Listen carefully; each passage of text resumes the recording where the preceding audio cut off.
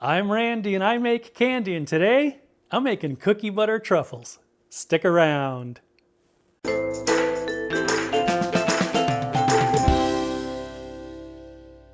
Greetings, my confectionery cluster, and welcome to Randy Makes Candy, where I help you make tasty treats that people love to eat. Last week's Thanksgiving episode was a lot of fun, but we didn't actually make any candy, which is what we're supposed to be doing here in the candy kitchen. So today, we're back with some cookie butter truffles. Up until a year or two ago, I was unfamiliar with the word Speculoos, but a friend at work said it was absolutely amazing.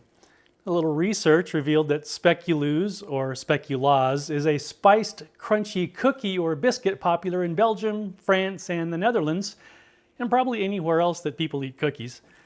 As it turns out, I'd been eating Speculoos since I was a kid. I just called them Windmill Cookies. I'm sure many of you have enjoyed those over the years. Cookie butter, as one might expect, is a spread made from these cookies, kind of like peanut butter or Nutella. And after the recipe, I'll tell you why cookie butter truffles are a perfect candy for this time of year. You'll also see how sometimes mistakes can actually make things better. As always, I'd love to hear about your results if you decide to make your own cookie butter truffles, as well as suggestions for what you'd like to see in future videos. Okay, let's make this happen. For this recipe, which will make about a dozen truffles, you'll need 82 grams of granulated sugar, 114 grams of evaporated milk, 116 grams of butter, 86 grams of mini marshmallows, 136 grams of cookie butter, 340 grams of dark melting wafers, and some crushed Speculoos cookie bits. You'll also need a large saucepan, a couple of baking sheets or cutting boards covered with parchment, silpat, or waxed paper, a couple of bowls, a mixing utensil of some sort, a scoop or a spoon, a heating pad to keep the chocolate nice and melty, and a precision dipping tool. Okay, let's make some candy. In the saucepan, combine the sugar, evaporated milk, and butter. Cook the mixture over medium heat until it comes to a boil, stirring occasionally. Once it reaches a boil, put a lid on the pan for a couple of minutes to wash down the sides of the pan. Remove the lid and insert the thermometer.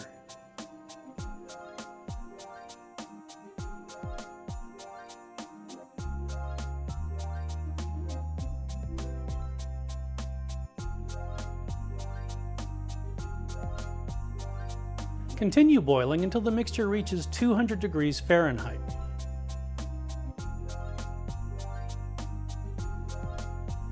Remove the saucepan from the heat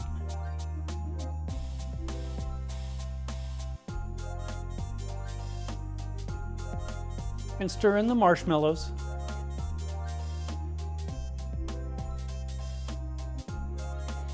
and cookie butter.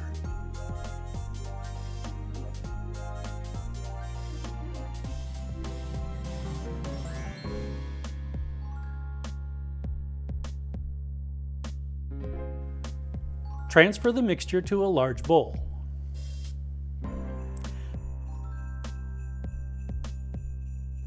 Chill for about 45 minutes to an hour, or until the mixture is thick and can be molded. Scoop out the mixture and roll it into balls.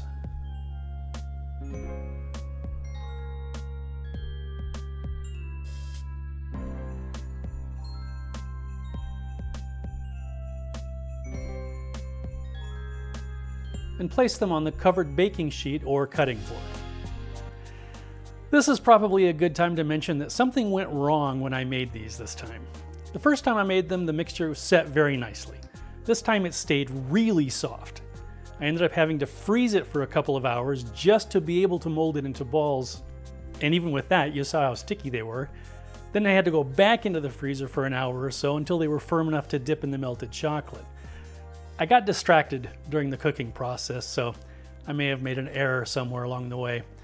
It wasn't a disaster though, as you'll see. Set up your dipping station, and if you decided to use one, turn on the heating pad. I cover the pad with foil to protect it from stains while still conducting heat. Microwave the melting wafers according to directions. Using your specialized dipping tool, dip a truffle center into the chocolate. Let the excess chocolate run off, then place it on the lined baking sheet or cutting board. You can see that the soft centers were really giving me some grief here. Once I dipped them into the melted chocolate, they really didn't want to let go of the fork. That's okay though. I was tested for quit and the results came back negative. Immediately top each truffle with crushed cookie bits and let them rest until the chocolate is set. Or if you'd prefer, you can top these with candy sprinkles or crushed pretzels or whatever your topping of choice might be. And that's it.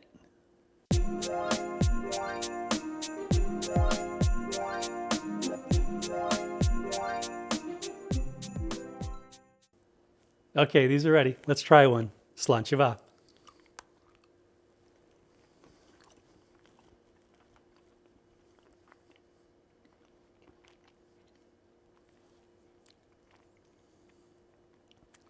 A little snap from the coating, a little crunch from the cookie bits, cinnamon, brown sugar. And whatever mistake I made in creating these caused the centers to become very soft and creamy, as you can see. Absolutely nothing wrong with that. It's a delicious treat with a flavor that takes me right back to my childhood. You really ought to try these.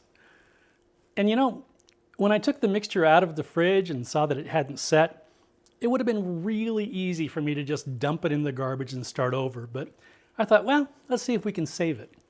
And while it didn't come out the way I expected, it's every bit as good. If you like creamy centers, it's even better. So if you make a mistake somewhere along your candy making journey, don't despair and definitely don't give up.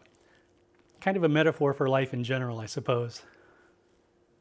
According to wisegeek.com, Speculoos was baked on St. Nicholas Day's Eve, the 5th or 6th of December. Traditionally, the decorative images on the cookies were taken from accounts told about St. Nicholas. The most common image would be St. Nicholas himself, sometimes decorated with edible red dye for his red hooded coat.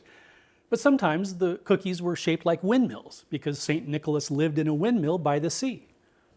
As opposed to St. SpongeBob who, well, you know. I hope you'll join me next time.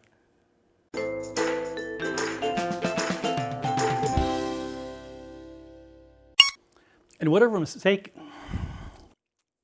dagnabbit. And whatever mistake I made, as opposed to St. Bud's.